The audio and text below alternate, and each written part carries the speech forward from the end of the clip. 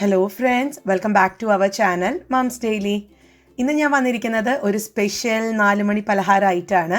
നേന്ത്രപ്പഴവും ഗോതമ്പ് പൊടിയൊക്കെ ചേർത്ത് വളരെ ഹെൽത്തി ആയിട്ടുള്ള രീതിയിൽ നമ്മൾ ആവി കയറ്റിയിട്ടാണ് ഈ ഒരു അടിപൊളി പലഹാരം ഉണ്ടാക്കാൻ പോകുന്നത്. അപ്പോൾ നമുക്ക് നോക്കാം എങ്ങനെയാണ് ഇത് പെട്ടെന്ന് തന്നെ തയ്യാറാക്കിയെടുക്കുന്നതെന്ന്. അതിനായിട്ട് ഞാനിവിടെ ഒരു ബൗൾ എടുത്തിട്ടുണ്ട്. ഇതിനകത്തോട്ട് 2 കപ്പോളം ഉള്ള ഗോതമ്പ് പൊടിയാണ് ഞാൻ ചേർത്ത് കൊടുത്തിരിക്കുന്നത്. ഇതേ റെസിപ്പി തന്നെ ഗോതമ്പ് പൊടിക്ക് പകരം നമുക്ക് മൈദപ്പൊടി വെച്ചിട്ടും അതുപോലെ തന്നെ അരിപ്പൊടി വെച്ചിട്ടും ചെയ്തെടുക്കാൻ പറ്റും. അപ്പോൾ ഇതാ 2 കപ്പ് ഗോതമ്പ് പൊടി എടുക്കുമ്പോൾ 1 കപ്പോളം ഉള്ള പാല് ഞാൻ ചേർത്ത് കൊടുക്കുന്നുണ്ട്. ആദ്യം 1 കപ്പാണ് ചേർക്കുന്നത്. എന്നിട്ട് നമുക്കിതൊന്ന് മിക്സ് ചെയ്ത് കൊടുത്തതിന് ശേഷം പിന്നീട് കുറവുണ്ടെങ്കിൽ കൂടുതൽ ചേർക്കാം. അപ്പോൾ പക്ഷേ ഞാൻ കുറച്ചും കൂടെ കഴിയുമ്പോഴത്തേക്കും പാല് ചേർക്കുന്നുണ്ട്. അപ്പോൾ 2 കപ്പിന് 2 കപ്പ് ഗോതമ്പ് പൊടിക്ക് 2 കപ്പോളം ഉള്ള പാലെന്ന അളവിലാണ് ശരിക്കും ഇത് അവസാനം ഒന്ന് മിക്സ് ചെയ്ത് വന്നപ്പോൾ ആയിട്ടുള്ളത് കേട്ടോ. പിന്നെ ഞാനിവിടെ എടുത്തിരിക്കുന്ന പാല് തിളപ്പിച്ച് ചൂടാറിയിട്ടുള്ള പാലാണ്. അപ്പോൾ ഇനി നമുക്കിത് നന്നായിട്ട് തന്നെ മിക്സ് ചെയ്യാം. അപ്പോൾ മിക്സ് ചെയ്ത് കഴിഞ്ഞപ്പോൾ അതാ ഇച്ചിരിയും കൂടി നല്ല തിക്കായിട്ടാണ് ഇരിക്കുന്നത്. അപ്പോൾ ഞാനൊരു 1/2 കപ്പും കൂടെ പാല് ചേർത്ത് കൊടുത്തിട്ടുണ്ട്. അത് കഴിഞ്ഞ് വീണ്ടും മിക്സ് ചെയ്യുന്നുണ്ട്. അത് കഴിഞ്ഞ് കുറച്ച് കഴിയുമ്പോൾ 1/2 കപ്പും കൂടെ കുറവ് വന്നതുകൊണ്ട് ഒരു 1/2 കപ്പും കൂടെ ചേർത്തിട്ടുണ്ട് കേട്ടോ. അപ്പോൾ മൊത്തം ഞാൻ 2 കപ്പോളം ഉള്ള പാലാണ് എടുത്തിരിക്കുന്നത്.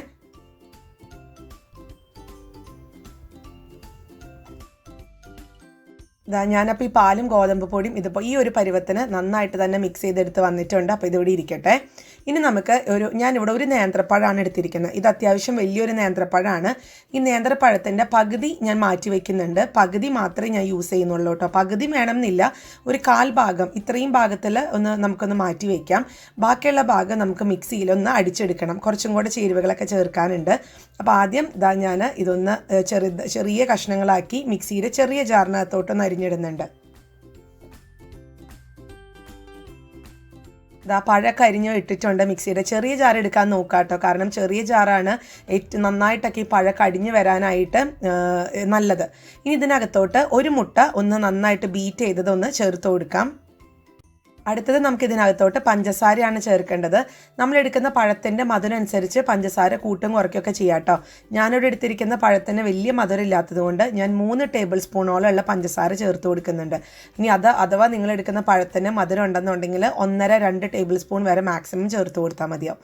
ഇനി ഇതിനകത്തോട്ട് ഏലക്ക ചേർക്കുന്നുണ്ട്. അത് ഒരു ഏലക്കയുടെ കുരു ഒന്ന് ഞാൻ ഇതിനകത്ത് ചേർത്ത് കൊടുക്കുന്നുണ്ട്. പിന്നെ ചേർക്കുന്നത് ജീരകപ്പൊടിയാണ്. ജീരകപ്പൊടി 2-3 നുള്ള അല്ലെങ്കിൽ ഒരു 1/4 ടീസ്പൂൺ ആയാലും കുഴപ്പമൊന്നുമില്ല. ജീരകപ്പൊടിയുടെ ഒരു ഫ്ലേവർ ഈ ഒരു റെസിപ്പിക്ക് സൂപ്പറാണ്. അപ്പോൾ ഇനി നമുക്കിത് ഒട്ടും തന്നെ വെള്ളമൊന്നും ചേർക്കാതെ നന്നായിട്ട് തന്നെ ഒന്ന് അടിച്ചെടുത്ത് വരണം.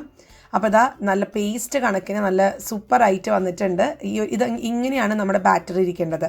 അപ്പം ഞാൻ നേരത്തെ പറഞ്ഞ പോലെ നമ്മളൊരു ഗോതമ്പ് പൊടി ഇങ്ങനെ കലക്കി വെച്ചിട്ടുണ്ടല്ലോ പാലിൽ. അപ്പോൾ അതും കൂടെ ഈ ഒരു മിക്സിയുടെ ജാറിനകത്ത് ചേർത്ത് കൊടുക്കേണ്ടതുണ്ട്. അപ്പോൾ നിങ്ങൾ വലിയ മിക്സിയുടെ ജാറാണ് എടുത്തിരിക്കുന്നതെങ്കിൽ ഇതിലോട്ട് നേരിട്ട് തന്നെ നമുക്ക് ആ ഒരു ഗോതമ്പ് പൊടിയുടെ മിക്സ് ഇട്ട് കൊടുക്കാം. ഞാനിവിടെ ചെറിയ ജാറിലാണ് ഈ അരച്ചെടുത്ത് വന്നിട്ടുള്ളത്. അപ്പോൾ അതുകൊണ്ട് ഇതിനകത്ത് എനിക്ക് ഗോതമ്പ് പൊടിയുടെ മിക്സ് ഇട്ട് കൊടുക്കാൻ പറ്റില്ല. അപ്പോൾ അതുകൊണ്ട് ഞാൻ മിക്സിയുടെ വലിയ ജാറിലോട്ട് ഇത് മാറ്റുന്നുണ്ട്. അപ്പോൾ മിക്സിയുടെ ചെറിയ ജാർ എടുക്കാൻ കാരണം എങ്കിലാണ് ഈ പഴമൊക്കെ നന്നായിട്ട് അടിഞ്ഞു വരത്തുള്ളൂ. അല്ലാന്നുണ്ടെങ്കിൽ പഴം അവിടെ ഇവിടെയൊക്കെ ഇങ്ങനെ കെടുക്കും. അതുകൊണ്ടാണ് കേട്ടോ. അപ്പോൾ ഇനി മിക്സിയുടെ വലിയ ജാർ എടുത്തിട്ടുണ്ട്. ഇനി ഇതിനകത്തോട്ട് നമ്മൾ നേരത്തെ അടിച്ചു വെച്ചിരിക്കുന്ന പഴത്തിൻ്റെ മിക്സ് ചേർത്ത് കൊടുക്കുക. അതിനുശേഷം ഗോതമ്പ് പൊടിയും പാലിൻ്റെ മിക്സ് നമ്മൾ നേരത്തെ തയ്യാറാക്കി വെച്ചിട്ടുണ്ടായിരുന്നു. അതും കൂടെ നമുക്കിതിനകത്ത് ചേർത്ത് കൊടുക്കാം.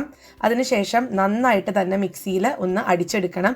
ഒത്തിരി നേരമൊന്നും വേണ്ട, ഒരു 10-15 സെക്കൻഡ് ഒന്ന് അടിച്ചെടുത്ത് വന്നാൽ മതിയാവും. അപ്പോൾ നമ്മുടെ മിക്സി 15 സെക്കൻഡോളം ഞാൻ അടിച്ചെടുത്ത് വന്നിട്ടുണ്ട്. നമ്മുടെ ഈ ഒരു മാവ് ഇവിടെ റെഡിയാണ്. അതിനി ഒരു ബൗളിനകത്തോട്ട് നമുക്കൊന്ന് മാറ്റി ഒഴിക്കാം.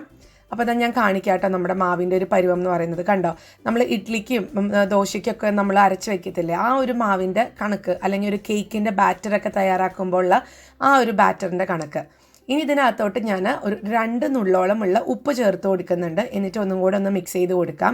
പിന്നെ ഇതിനകത്ത് ഞാൻ ബേക്കിംഗ് പൗഡർ ചേർക്കുന്നുണ്ട്. അതിപ്പോൾ ബേക്കിംഗ് പൗഡർ ബേക്കിംഗ് സോഡ ഒക്കെ ചേർക്കുന്നത് എന്തിനാണെന്ന് വെച്ചാൽ നമുക്ക് നന്നായി വീർത്ത് നല്ല ഫ്ലഫി ആയിട്ട് വരാൻ വേണ്ടിയിട്ടാണ്. അപ്പോൾ ഞാനിന്നിവിടെ 1/2 ടീസ്പൂണോളമുള്ള ബേക്കിംഗ് പൗഡറാണ് ചേർക്കുന്നത് കേട്ടോ. ബേക്കിംഗ് സോഡ ചേർക്കുന്നില്ല.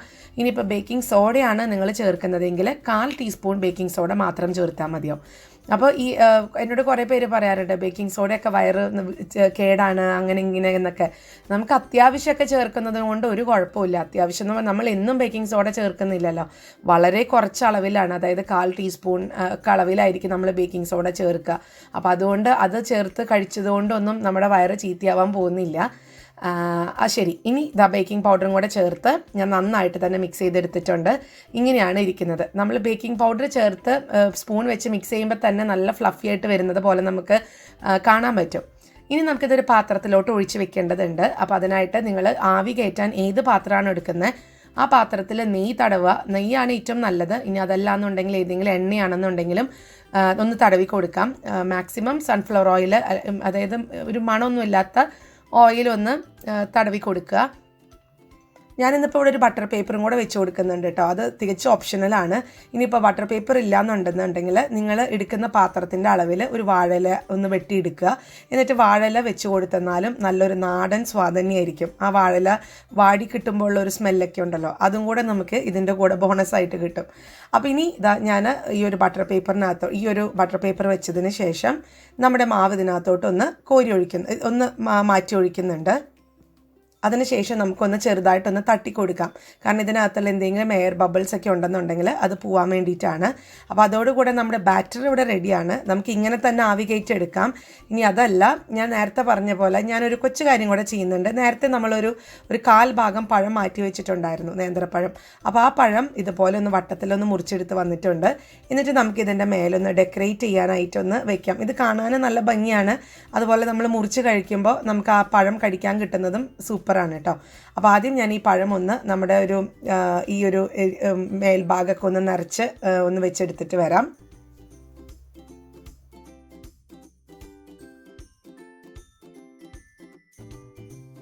ഇനി അടുത്തത് ഞാൻ അല്പം കശുവണ്ടിയും കൂടെ ഇതുപോലെ വെച്ച് കൊടുക്കുന്നുണ്ട്. ഇതൊക്കെ തികച്ചും ഓപ്ഷണലാണ്. നിങ്ങൾക്ക് കശുവണ്ടി, അതുപോലെ ഉണക്കമുന്തിരി, അതൊക്കെ നമുക്ക് എന്തൊക്കെയാണോ ഇഷ്ടം അതൊക്കെ ഇതിലൊന്ന് ഒക്കെ ഒന്ന് വെച്ച് കൊടുക്കാം. ഇനി അതിന് ശേഷം നമുക്കിതൊന്ന് ആവി കയറ്റി എടുക്കണം. അപ്പോൾ ഞാൻ ഈ കശുവണ്ടിയൊക്കെ ഒന്ന് ഡെക്കറേറ്റ് ചെയ്തെടുത്തിട്ട് വരാം. ഇപ്പം തന്നെ കാണാൻ നല്ല ഭംഗിയല്ലേ. പിന്നെ അതുപോലെ നിങ്ങൾക്ക് ആ ഒരു ബാറ്ററിൽ മഞ്ഞൾപ്പൊടി ചേർത്ത് മിക്സിയിൽ അടിക്കുവാണെന്നുണ്ടെങ്കിൽ ഒരു 1/4 ടീസ്പൂൺ മഞ്ഞൾപ്പൊടിയും കൂടി ചേർത്താൽ നല്ലതാണ് കേട്ടോ. നല്ലൊരു മഞ്ഞ കളർ കിട്ടും. അപ്പോൾ ഇനി നമുക്ക് ഇതൊന്ന് ആവി കയറ്റി എടുക്കണം. അതിനായിട്ടൊരു പാത്രം വെച്ചിട്ടുണ്ട്, അതിനകത്ത് വെള്ളം നിറച്ചിട്ടുണ്ട്, അതുപോലെ ഒരു സ്റ്റാൻഡും വെച്ച് കൊടുത്തിട്ടുണ്ട്. അപ്പോൾ ഇനി ഈ വെള്ളം തിളച്ച് വരാൻ തുടങ്ങുന്നതിന് ശേഷം മാത്രം നമ്മുടെ പാത്രം വെച്ച് നമുക്കിതൊന്ന് മൂടി വെച്ച് കൊടുക്കാം. ഇനി നമുക്കിത് ഏകദേശം 20 മിനിറ്റ് മുതൽ 25 മിനിറ്റ് വരെ ഒരു മീഡിയം ഫ്ലെയിമിലിട്ടിട്ട് വേണം ഇതൊന്ന് ആവി കയറ്റി എടുക്കാനായിട്ട്. പിന്നെ കറക്റ്റ് 20 മിനിറ്റ് എന്ന് പറയുമ്പോൾ ചിലവർക്ക് അത് കുറച്ച് നേരത്തെ അത് ആവി കറക്റ്റായിട്ട് കിട്ടും, ചിലർക്ക് ലേറ്റ് ആവും. കാരണം നമ്മളെടുക്കുന്ന ഫ്ലെയിമിൻ്റെ ഒക്കെ അനുസരിച്ച് അത് വ്യത്യാസപ്പെട്ടിരിക്കും കേട്ടോ. പിന്നെ അതുപോലെ നമ്മൾ എടുക്കുന്ന മൂടിക ഇതുപോലെ ഒരു പേപ്പർ മൂടികയിൽ ഇതുപോലെ ഒരു ഹോൾ ഉണ്ടെന്നുണ്ടെങ്കിൽ ഒരു പേപ്പർ അതിനകത്തൊന്ന് ഫിറ്റ് ചെയ്ത് വെക്കുക. കാരണം ഒട്ടും തന്നെ നമുക്ക് ഇതിലത്തെ ആവി പോവാണ്ടിരിക്കാൻ വേണ്ടിയിട്ട് ഞാൻ അങ്ങനെ ചെയ്തു എന്ന് മാത്രം. എനിക്ക് അങ്ങനെ ചെയ്യുമ്പോൾ എപ്പോഴും നന്നായിട്ട് വരാറുണ്ട് കേട്ടോ. മാത്രമല്ല ഒട്ടും തന്നെ വെള്ളം ഇതിനകത്ത് വീഴാറുമില്ല, നല്ല പെർഫെക്റ്റ് ആയിട്ട് കിട്ടാറുണ്ട്. എനിക്കറിയില്ല ഞാൻ ചെയ്യുന്ന മെത്തേഡ് കറക്റ്റ് ആണോ എന്ന്, പക്ഷേ ഞാൻ എല്ലാ പ്രാവശ്യം ഇങ്ങനെയാണ് ചെയ്യാറ്.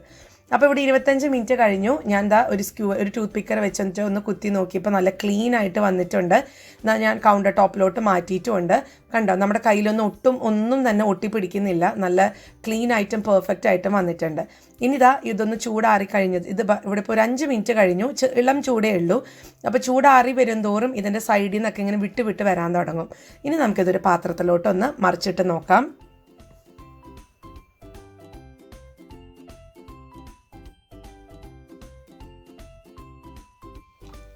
നമ്മുടെ സൂപ്പറായിട്ടുള്ള ഒരു പലഹാരം ഇവിടെ റെഡിയാണ്. ഇത് വളരെ ഹെൽത്തിയാണ്. എന്നോട് ഇടയ്ക്ക് കമൻറ്റ് ബോക്സിൽ വന്ന് പറയുന്ന കാര്യമാണ് ആവിയിൽ വേവിക്കുന്ന ഡിഷസൊക്കെ കൂടുതൽ ഇടണം. കാരണം ഇപ്പോൾ എല്ലാവരും വളരെ ഹെൽത്ത് കോൺഷ്യസ് ആണ്. എല്ലാവർക്കും ഇപ്പോൾ ഫ്രൈ ചെയ്യുന്ന ഭക്ഷണത്തിനോടും അല്ലെങ്കിൽ സാധനങ്ങളോടും ഒന്നും തീരെ താല്പര്യമില്ല. അപ്പോൾ എല്ലാവർക്കും ഇങ്ങനെ ആവി കയറ്റുന്ന ഫുഡാകുമ്പോൾ നമുക്ക് ഒട്ടും ഓയിലൊന്നും യൂസ് ചെയ്യുന്നില്ലല്ലോ. അപ്പോൾ അതൊക്കെയാണ് താല്പര്യം. അപ്പോൾ അതിൻ്റെ ബേസിൽ ഞാൻ ഇട്ടു എന്ന് മാത്രം. അപ്പോൾ എല്ലാവരും ട്രൈ ചെയ്ത് നോക്കുക. നമുക്കിനി ഇതൊന്ന് മുറിച്ച് നോക്കേണ്ടത് എങ്ങനെയാണെന്നുള്ളത്. അപ്പോൾ ഞാൻ കാണിക്കാം. ഇതാ നല്ല സോഫ്റ്റ് ആയിട്ടുള്ള അപ്പം ഇവിടെ റെഡിയാണ്. എല്ലാവരും ട്രൈ ചെയ്ത് നോക്കുക. ഇതിനകത്ത് ആ മുട്ടയും കൂടെ ചേർക്കുമ്പോഴാണ് ഇതിൻ്റെ ശരിക്കുള്ള സ്വാദ് വരിക. അപ്പോൾ എല്ലാവരും ട്രൈ ചെയ്യുക. ഇനി ഇപ്പം ഞാൻ പറഞ്ഞ പോലെ മുട്ട ചേർക്കണ്ട, മുട്ടയുടെ ഫ്ലേവർ ഇഷ്ടമില്ല എന്നുണ്ടെങ്കിൽ മുട്ട ചേർക്കണ്ട, അത് അവോയ്ഡ് ചെയ്യുക കേട്ടോ. അതിന് പകരം ഒന്നും ചേർക്കേണ്ടതില്ല, നമുക്ക് ആ പഴം തന്നെ അടിച്ച് വരുമ്പോൾ ആ ഒരു കൺസിസ്റ്റൻസിയിൽ നമുക്ക് കിട്ടും. അപ്പോൾ എല്ലാവരും ട്രൈ ചെയ്ത് നോക്കുക. എന്നിട്ട് എങ്ങനെ ഉണ്ടായിരുന്നുള്ള അഭിപ്രായം തീർച്ചയായിട്ടും അറിയിക്കുക. അതോടൊപ്പം തന്നെ നമ്മുടെ ഈ ചാനൽ നിങ്ങൾ ആദ്യമായിട്ടാണ് കാണുന്നതെങ്കിൽ സബ്സ്ക്രൈബ് ചെയ്യാനും മറക്കരുത് കേട്ടോ. അപ്പോൾ അടുത്തൊരു വീഡിയോ ആയിട്ട് നമുക്ക് ഉടനെ കാണാം. അൻറ്റിൽ ദെൻ ബൈ.